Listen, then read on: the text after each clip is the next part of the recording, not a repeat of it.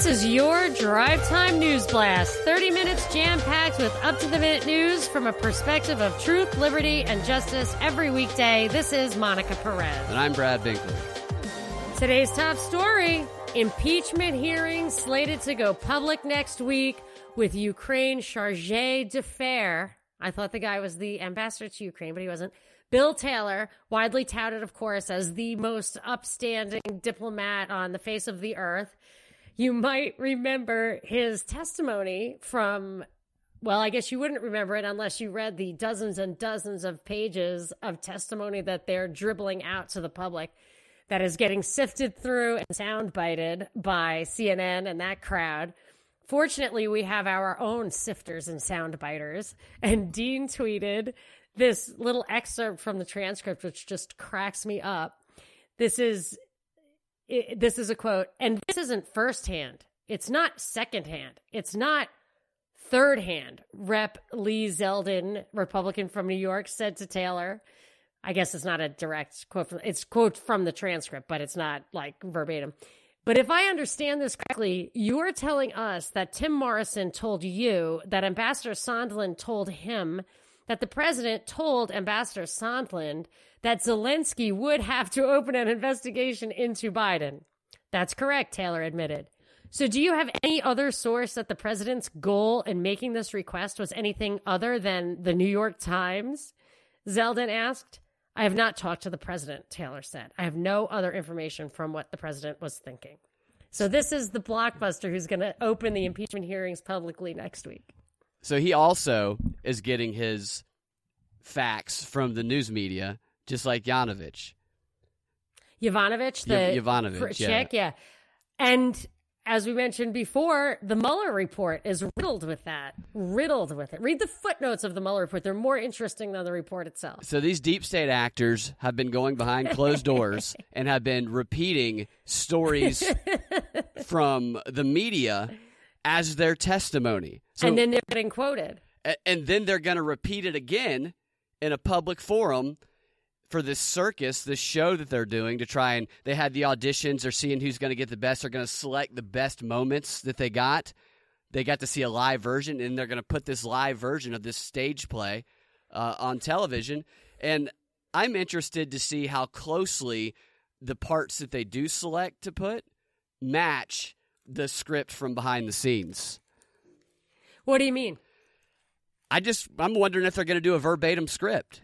Like they got the script. Like it was an audition. And they're going to say, these are the parts of the script we're going to do live. Mm-hmm. And if it's the exact same or how different, I'm sure they'll tweak it a little bit for effect. They'll choose words that have the biggest impact. But yeah.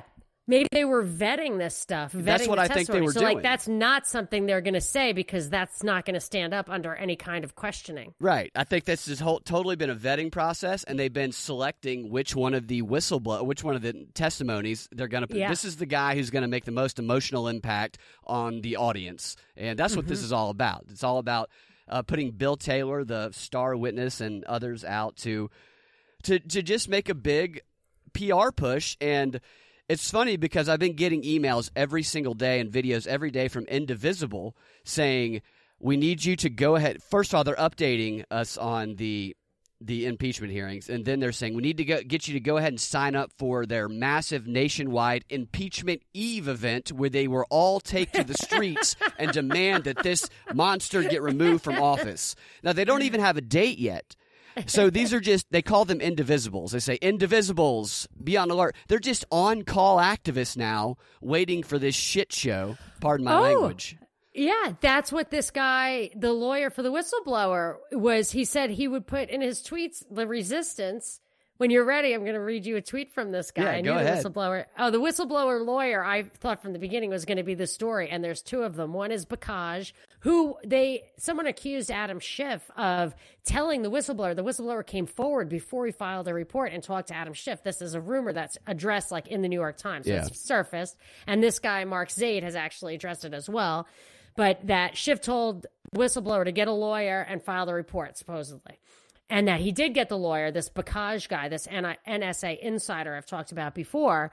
And this guy, Mark Zaid, is a nonprofit whistleblower aid attorney. But so he came out and said Schiff did not tell him to get Bakaj. That was just a normal course of events. He's the guy you would have gotten. But Zaid himself was in the news for having put a tweet out there that many tweets, and this one from 2017 said that it says the coup, he said a few things. The coup has started. Impeachment will follow. Ultimately, he said this in January 2017. So this is one of the whistleblower's lawyers.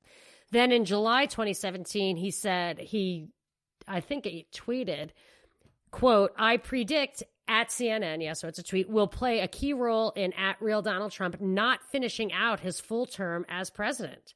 Later that month, Zaid tweeted, we will get rid of him, and this country is strong enough to survive even him and his supporters. So this is the guy who is the partner of the lawyer that it's possible. I mean, certainly the accusation was made one way or directly or indirectly that Adam Schiff told the whistleblower to file the report and get this one of these two lawyers to represent him. When was that tweet again? These were 2017, July and January 2017. So I'm just saying the upshot is that the whistleblower may have been egged on by partisans inside and outside the government with a deep state history. Let me just tell you one quick thing about Mark Zaid. I found he won in an international prosecution. I don't even think a real defense was mounted against Libya on the Pan Am 103 flight hijacking or blowing up. Even Time magazine speculated or entertained the accusation that was an inside job. And that caused a lot of problems with Libya. That I don't think Libya did that, Pan Am 103. So this guy won that case, which means he knows how bad stuff gets. I mean, that would mean he really understands what the CIA is up to. Yeah. Real deep state. The whistleblower also. The whistleblower, the alleged whistleblower, whose name has been out there for at least a week. At least a week ago, I heard it.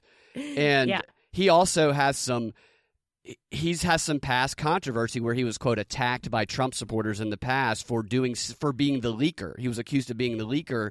I can't remember the specific instance, but in 2017, I believe. And he says he quit his job, or they allege that he quit his job at the NSA, maybe, or one of the whistleblower is supposedly from the CIA. Well, he also worked at another place before the CIA, and he quit that job. Allegedly, I don't think it was the NSA, but he quit whichever one it was because of getting attacked by Trump trolls online, is what they say.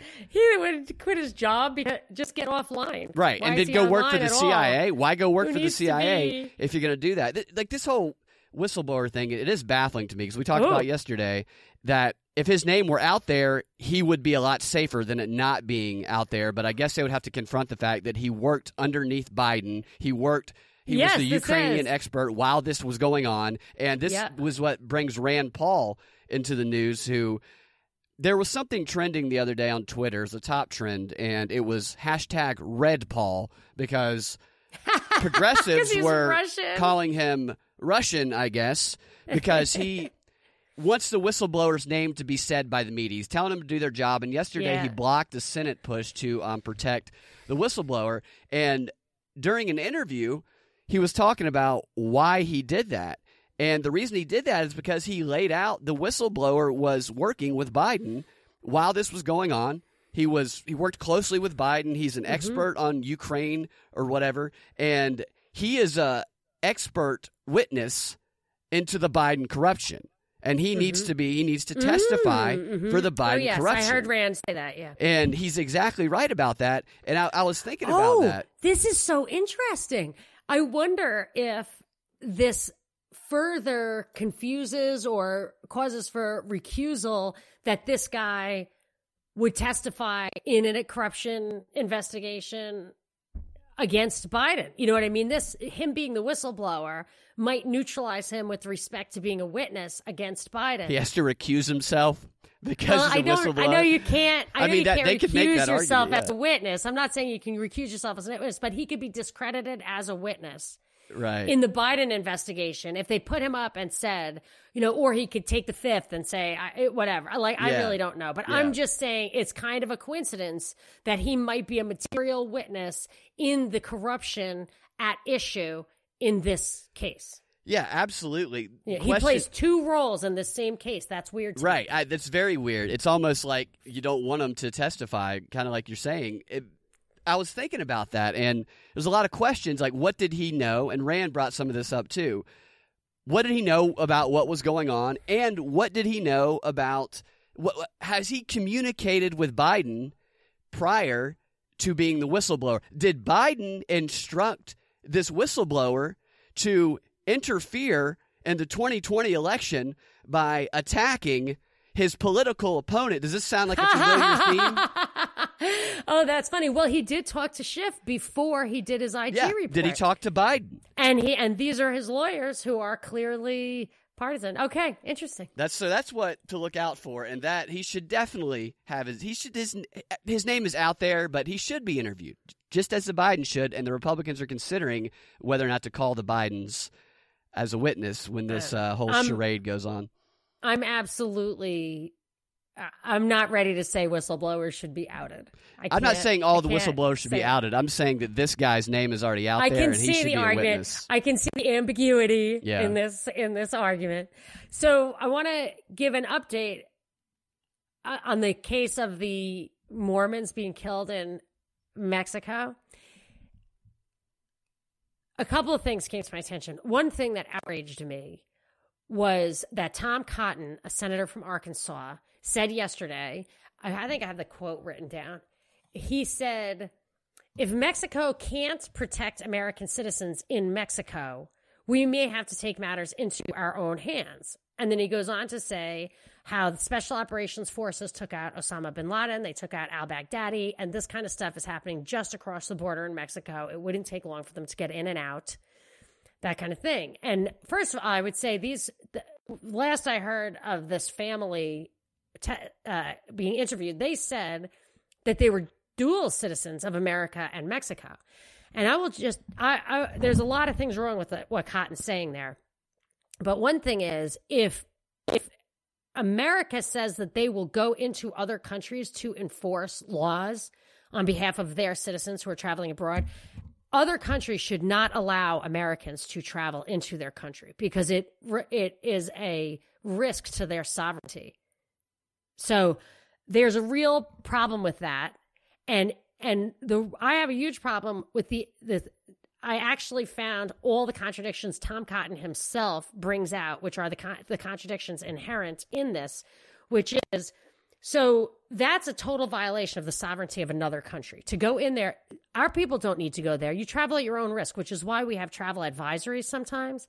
So he is saying we should violate their sovereignty. He also is in favor of violating the sovereignty of Syria by continuing these operations there. He's a total Republican hawk. Then, but when the interest is reversed, he claims sovereignty, like for immigration. He made a very strongly worded statement in defense of Trump's national emergency declaration. He's saying this isn't a constitutional crisis. It's a crisis of American sovereignty. That was the quote. So he cares about the immigrants coming over our border right there in the same exact place he's talking about us infiltrating another country is a question of sovereignty, but only in his direction. And the other time, I looked this up because I knew that he would have been on the other side of this too.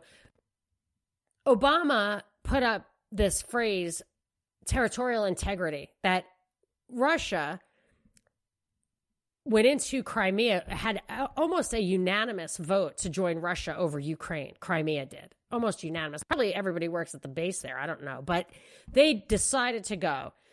And Obama said that's a violation of the territorial integrity of Ukraine, which is a contradiction of somebody's right to self-governance. Secession is a right, or your ability to govern yourself is a right. And so the Kurds are saying in Syria that they want the right to govern themselves. And a news story just came out about that. I'll tell you in a second. So Tom Cotton said, yes, he compared Putin to Hitler by saying that he like invaded Crimea and that it was a violation, even if it was, quote, uncontested arrival, which it may or may not be, Tom Cotton said, we still need to help Ukraine defend their territorial integrity. So there either is sovereignty, like territorial Poland? Integrity. He's talking about like when Hitler invaded Poland? He said I didn't understand his reference, actually. I didn't understand it. I'd have to look into it. But yeah, I mean, I guess that's the idea. And actually, you could make that argument because he was saying that Hitler was saying he was just taking back German-speaking places that were being oppressed in Poland, for example, if that's what you're thinking about. Yeah. You know, so yeah, it's a horrible, of course, that's always a horrible example. But so is there sovereignty or is there not sovereignty? Is there the right to self-determination or is there not? Is there territorial integrity or is there not? Don't go to other countries. You cannot be a dual citizen of Mexico and America and expect the special forces to invade the country. And who knows what these people were up to? They had loss of life last year with drug cartels. We don't know what those people are up to. Yeah. So he's saying all this stuff. And I'm thinking of another thing is this Operation Fast and Furious, which ties into the Cheryl Atkinson story. She was the one who broke the Operation Fast and Furious, was the U.S. government sending guns and money into Mexico to affect their elections over there. That's what that was all about, according to a really great body of investigative work. I was reading it on The Truth About Guns. Farrago was one of the authors' names. And so now we have a guy in there in Mexico who we clearly don't want. There's stuff going on there right now with lawmakers and Supreme Court and stuff leading towards the legalization of marijuana and end to the drug war in Mexico. I think that's what's triggering all this stuff right now. Yeah. To try and stop that. Like we would. Yes, I think we want to right? stop that. Yeah, and they're saying the black market is what creates all the violence, and if we can just stop the black market for drugs, the drug war will end. And I think they are correct. Yeah. And then there were a couple of things that those stories tied into. One is this Syrian thing. So we moved our troops around. I don't think we took anybody out of there. And Trump said, like, just as an aside, we're going to stay there and protect our oil or the oil, like it's a worldwide resource and we get to decide. Yeah. So, and I just read today, they're taking the money from the oil revenue and giving it to the YPG, the Kurds SDF, Syrian Defense Force. But the Syrian Kurds and Turkey claim that YPG is a terrorist organization, that it's just the Syrian body of the PKK, which I believe is worldwide recognized as a terrorist organization of Kurds. So some of the Kurds are deemed terrorists. And some of them that the Syrian Kurds and the Turkish say are terrorists are who is getting the money that's being generated from the oil fields that we are there to protect. And just as an update on that stuff, Erdogan's coming next week here. At the same time, some lawmakers are trying to get the head of that YPG to come to Washington, D.C. too. And he's like, this is a terrorist. That's not okay. And we recently censured Turkey historically for what's called the Armenian genocide. Now, what does a censure mean? Censure, like slapped their hand, like denounced them. Okay. And the Armenians have been rallying for that for decades, and we would never do it because we don't want to piss off Turkey. So it's very significant that they finally, like, officially recognize the Armenian thing. And Erdogan was annoyed with that, and he was thinking of not coming because of that. And but he is going to come supposedly still next Wednesday, I think. To the White House? Said, yes. And he said that both the U.S. and Russia failed to clear that buffer zone of turds. They failed to clear it. Of turds. It's always challenging. Of Kurds. They didn't have any plastic bags with them. Given how much dog poop I pick up, that could be what I'm thinking. Freudian slip there. Yes. So anyway, he said that they failed to do it. So all that stuff about we got the ceasefire, we took 5 days, Russia took 5 days. Erdogan is saying it's not done. And then a lot of turds. A lot of turds. And then the last thing is that so Cheryl Atkinson, who brought out this Operation Fast and Furious story way back when, which was both the Republicans and the Democrats were completely implicated in getting guns and money to make the drug war worse in Mexico in order to affect the presidential election there. And she kind of lost her job for that. I just read that Amy Robach, the one who was caught by Project CBS, Veritas, Jeffrey Epstein. She was at ABC. I think it was ABC, wasn't it? Do you remember? Right. I think it was, because the article I read today said someone who works at CBS was a former staffer for Robach at ABC and had access to those tapes, and that ABC alerted CBS to that person and got that person fired. Yeah. In real time now. So talk about collusion. Like, talk about buttoning up the media. They like really that. threatened that whistleblower. Yeah, exactly. I mean, what's the free press, right? I mean, yeah. And then there's a funny little clip going around of John Carson in 1984 telling people that the Buckingham Palace is looking for young girls or young women, and that if you want to send a picture of your favorite nymphette to Prince Andrew, he's taking applications. That's hilarious. And then I looked it up, and evidently his name was Randy Andy Playboy Prince, not pedophile Prince, but Playboy. Randy and he was going Andy? out with he was going out with a porn star back then. Randy and Andy. yeah, something like that. So anyway, that's the latest on that little story. But I figured people would start getting Atkinsoned. You were right about that. You called that yesterday. Verbized that. That made me put that in my glossary. Something you said about the Ukraine, Russia invading Ukraine, Hitler invading Poland. That made me think about how the actual conflict, the physical war between Ukraine and Russia, has come to the surface. It is being talked about more and shown more to the American public, and I mean, it's definitely something they're making a point of doing, of it, quote, informing or educating, as Edward Bernays would say, the American public about the physical war going on between Russia and Ukraine, which tells me that this is, again, leading to a world war, or a war of some sorts. It really fell out of the news. It was, I used to see news about that every day a few years ago, and I just kind of figured it went away because you weren't hearing that. And they took that plane down, MH17, which I'm pretty sure Ukraine took down, but they blamed Putin for that. Yeah. So I have some interesting tech news today. Oh, yeah, good. Yeah, change the Hackers. subject. This world politics thing is depressing. Well, this might not be less depressing, although it could be helpful, though. Okay. Because hackers can now use some studies at some researchers at the University of Michigan discovered that they could hack your Amazon Echo and Google Home using a laser pointer. Because the infrared or the light, an infrared light, they can do it from even further away, but just a basic laser pointer from about 300 feet away through a window, if they can see your smart device, specifically the Amazon Echo and the Google Home in this case, they could activate it because they could communicate with the device with the light, the way that we communicate with sound. So you can talk to it with the light and you won't hear it. And then you can also, the hackers can attempt to put it in silent mode so that you don't hear it responding to you.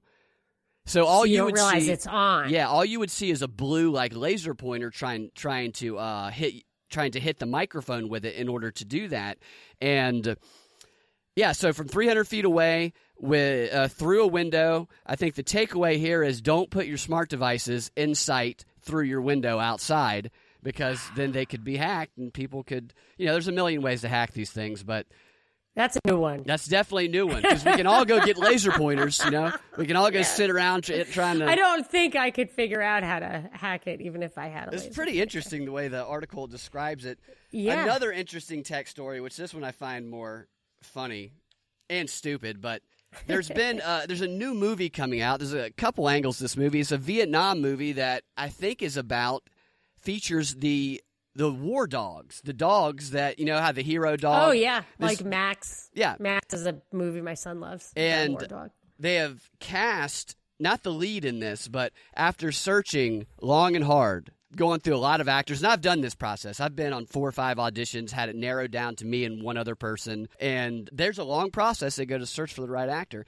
They have decided who to cast as not the lead, but the second lead, and that actor is James Dean, reborn through CGI. No way. I'm just imagining the actor that was put on right of first refusal, because this is how it works. This happened to me before. You go through all these auditions, you audition with a director, and you feel like you got it. Like, this happened to me with a Vince Vaughn movie. I auditioned with a director. Wow, and how fun. It's like the 5th audition, and I killed the audition. I killed it. Great. My agent at the time believed that I had it. They said, like, you had it. And like, not a good thing to tell an actor who doesn't have much money, because it's a potential for a lot of money that might just get ripped away. You know, you start going shopping. Yeah. I would go shopping, have to take shit back after you don't get it. Buy yourself some food, get a Popeye sandwich. Yeah. So it turns out I ended up not getting it when I thought another act. It's usually narrowed down to 2, and they do it based on whatever. And in this case, they didn't choose me. They chose B.J. Novak, one of the producers and stars of The Office. And because a lot of the scenes were with Vince Vaughn. Which one is that? Do what? Which person is that, B.J. Novak? He's a short little intern guy who is dating Mandy Kaling in the show. Okay. He's also been in Inglourious Basterds. Yeah. But what I was kind of shocked when I saw that, because I figured it was another unknown person. But I'm like, this is the guy. I would have done it for a lot less. So I'm just imagining the only thing worse than that feeling for me would have been if they cast a CGI version of James Dean. I can imagine how just destroyed the people who almost got this role are. And maybe it was just a CGI version of Marlon Brando. Possibly. A bunch of actors have been coming out or a sex robot. Yeah. Yeah, they're getting multiple jobs. Actors now, actresses. The guy who played Captain America, Chris Evans, he's blasting a bunch of other actors saying this shouldn't be a thing, because now what we're seeing is technology taking rich people's jobs. Yes, as well as it's like reality shows was taking the jobs of like 2-bit actors getting into something like a sitcom. Yeah. I remember actors complaining about that when I lived in LA, because that was like the reality shows were taking all their jobs away. They're like, nobody's getting paid. But eventually you get paid for that stuff. Yeah. But there's no writers. Oh, that's what they were saying there. No the writers. Writer's strike there was for a while. So, but how much is James Dean getting paid for it? He didn't have any descendants, I don't think. Well, he does have some family that the money's probably going to go to his estate, and they agreed to it. I think it's funny also that James Dean is going to be the second lead. He's not. He's going to be supporting role. If you can get James bring Dean. him back from the dead, he's playing supporting role. He's like, man, I can't. So he's disappointed. So this will be his fourth. CGI even James Dean. even the dead guy's disappointed. Yeah. I didn't see Chris Evans, Captain America, though, coming out and making such passionate statements when robots started taking people's jobs at McDonald's or wherever. Yeah. But now that they have a say in it, and Andrew Yang. Andrew Yang's talked a lot about automation, like robots and stuff, like taking over people's jobs. So, any one of these guys who says anything about tipping being bad, tipping being racist, tipping being elitist, like that, waitresses should get $15 an hour instead of 15% of everything they sell, is like, I know they're full of it. So, like, I wouldn't be surprised. There are a lot of Hollywood people, like, I think AOC was like, it's racist. It's like, not racist. It's not sexist. Right. It's how you can make it's a great way to make money. Construction worker money. Right. If you're a people person, you make and a killing. Not be strong. Yeah. It's a killing. I mean, I used to make more than $15 an hour like a century ago when I was a waitress. If you're good at being a waiter or waitress, you can make a lot of people money. would offer me jobs. Like, come work at my firm. Yeah. Because you're just such a good salesperson. Yeah, I was great at it. So we have some climate news as well. Some more, yay.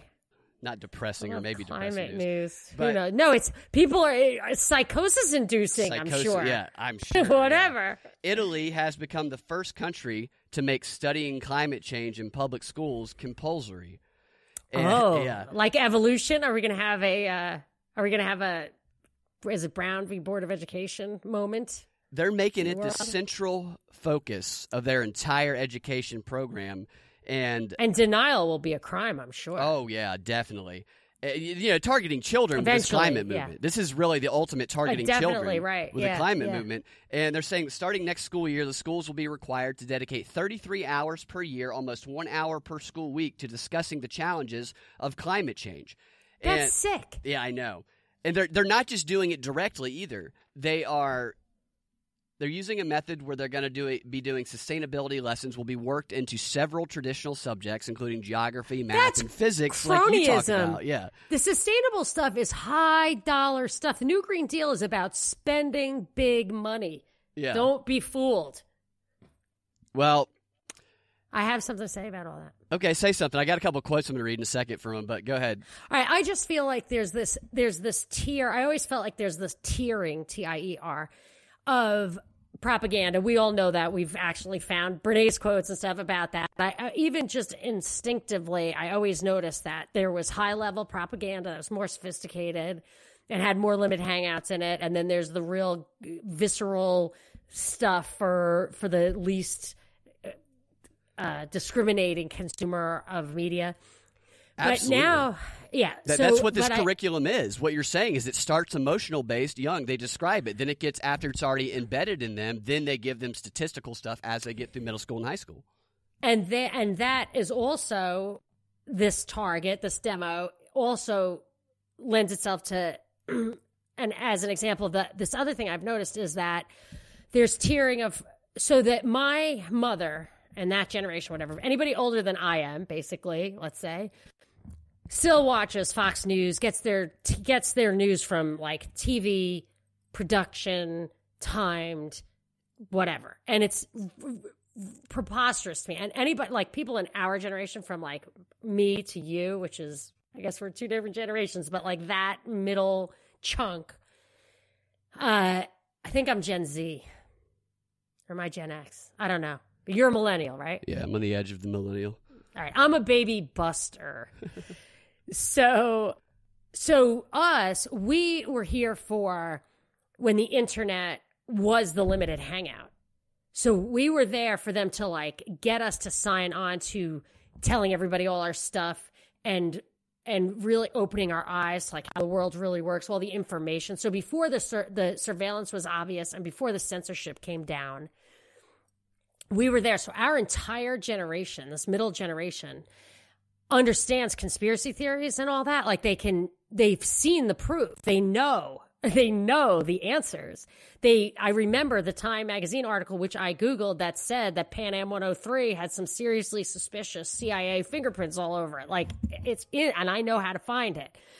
But my kids' generation and underneath them, so let's say elementary school, reaching up into high school, although that grade is a little bit, they still kind of remember.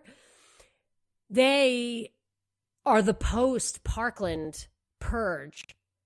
So they can't, if they wanted to know a conspiracy theory, it's all bullshit now. Yeah. It's all, like anyone that you look for, there's no real ones. There's no real video of like all the people at the Ariana Grande concert saying, what is that? Who's that guy? That guy looks like a cop or what. I don't know what happened there, but I'm just saying there should have been 20,000 little videos of that, what happened at Ariana Grande, and there was like none. What happened?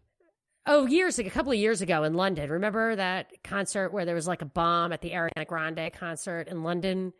I don't. There was. Well, it was. Yeah. I believe you, but yeah, it was in England, so maybe we weren't hearing about it as much here. But whatever. Take any example you want of there should be all those videos, and there aren't. Right. So they're trying to real time suppress that uploading. Yeah. Right. So I'm just saying, they are pulling back the internet, right? I noticed that, like, limited hangouts over. And what they do, what I believe they are doing and do, is that they just let the old generation age out. Mm-hmm. Just age out, you know, and then that's it. So this generation is the one that's being targeted for climate terror. Yeah. You know, being terrorized about the climate.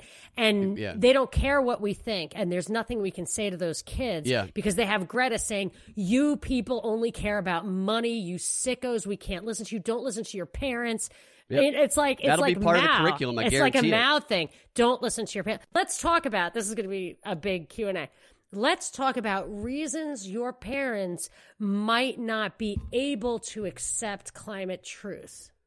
Let's talk about that. Right. Why you can't listen to your parents on this subject? Yeah, but they're not going to say that. They're going to make it a dialectical. They're going to make it a Socratic thing, and they're just going to. We just ask the question: do you think your parents are sufficiently alarmed about climate, and why? And not? they'll repeat what Greta says because they'll play Greta's videos in the curriculum. Yes. Now, Or they'll just say, "Why don't you spend an hour on YouTube trying to do some research? Get on the internet and do research on climate change, and do some vaccination research on the internet." Yeah. The lawmaker who presented this law over there said that the entire ministry is being changed to make sustainability and climate change the center of the education model. I want to make the Italian education system the first education system that puts the environment and society at the core of everything we learn. The 21st citizen must be a sustainable 21st citizen. Century citizen yes, must 21st be a... century citizen. Not the 21st, 21st century citizen. 21st citizen. Must be a sustainable citizen. And by the time they reach high school, after getting the emotional aspect of it embedded into them, they will delve into the United Nations 2030 agenda for sustainable development curriculum. You know what sustainable would be without any massive infrastructure investment? Because that's what this is. Sustainable is centralized control. That's what it is. It's getting you off the land into cities where you can never grow a potato. They're just making sure. Oh, I had such a fantastic insight. Can we go a little long? Yeah. I have to give you this insight. Yeah. So if you read this, but I'm just saying the sustainable would be free market. Stop using armies to subsidize oil extraction and infrastructure and roads and all of that. So don't have depressed interest rates that get people to tear down houses and build new ones. Sustainable is market forces reach sustainability. It's because we subsidize consumption that we need central control of sustainability. Anyway, that's why I think they get that argument. But Prouty, who some people thought was deep throat, I don't know. He wrote one book about how once Magellan circumnavigated the globe, the mercantilist empires knew how big the maximum market would be. So they then set about to conquer the world. And then we had a lot of wars. Like my brother was stationed in Thailand during Vietnam. My father went to South Pacific Islands during World War II. And all the places they went that they saw unspoiled, my father's like, these chicks were shirtless. It was nuts. Like he was shocked as an 18-year-old. My brother was like in the rice paddies visiting the parents of his girlfriend. And all those places are completely transformed now. They're just factories and consumers. So the whole entire world has basically, or is soon to be totally conquered and created into factory producers and consumers. That's it. The next step, in my opinion, is what do you do then? Then you have to suppress, like what's the next step for cronyistic advancement or whatever? The next step is to suppress competition by making sure that people, regular upstarts, regular individuals, entrepreneurs, cannot bring product to the market without being overburdened by regulation stuff, can't really compete with you, like the way Rockefeller said competition is a sin. Not only can they not compete with you in the marketplace, they can't even compete with you as they're consuming what they themselves produce, like take them off the land and everything. So like I think the next stage is first they opened up the entire market of the world, and now they need to completely control that market. And that's where the sustainability stuff that drives people away from the land into the cities, one of, maybe there are many reasons, just simple control. But if you want to look at it from a purely venal, purely profit-motivated, cynical way, that could explain it. And I feel like that's what sustainability, whereas decentralized control would result in prosperity for everybody, decentralized wealth, and you wouldn't need any of this. And it's totally sustainable. Yeah, and this stuff is not going to stay. Just like Greta, it's not going to stay in another country. It's going to make its way to America, as it already kind of has. There are multiple climate change bills that have been presented in Congress, like the Climate Change Education Act, for one. And I've seen a lot of articles this week about how they're pushing for this type of curriculum in California, obviously, where they always start this stuff. And in Florida, there's a lot of articles about how it's dangerous because it's dangerous the way that they talk about climate change in Florida, because the adults, the teachers, don't know enough about it, and they're going to give information. So I'm looking to see that there's eventually going to be children re-educated. Yeah, it's going to be Greta's going to come in, and she's going to be leading school sessions in Florida. And on one more quick climate change note, More than 11,000 scientists this week officially declared a climate emergency, saying that there's going to be untold suffering, a trajectory that is, if we don't do something now, we won't be able to stop. It is unequivocally clear that planet Earth is facing a climate emergency which threatens every part of our ecosystem. So they joined together, 11,000 scientists, to declare this, to sign the statement. So I guess that means that the other 4 million scientists in the world don't agree with them. They say 11,000 signed to make it sound like so many. There's almost 5 million scientists in the world. Yes. And they also talk about how the scientists that signed on were like from multiple disciplines like marine biology. Well, that's what's so funny is that and, a lot of those scientists are completely irrelevant. Right. It's a have crop. No better knowledge than we do. It's such the Bernaysian thing, like give him a white coat, and then he can say anything he wants about anything. I'm an actor. I'll tell you who to vote for. An actor-scientist also signed the climate change. You've been listening to your Drive Time News Blast, which you can find every weekday afternoon at 4 p.m. on thePropReport.com or your favorite podcasting platform with a Propaganda Report podcast feed. Have a drink, have a smoke if you like, and we'll talk to you tomorrow. Time to relax.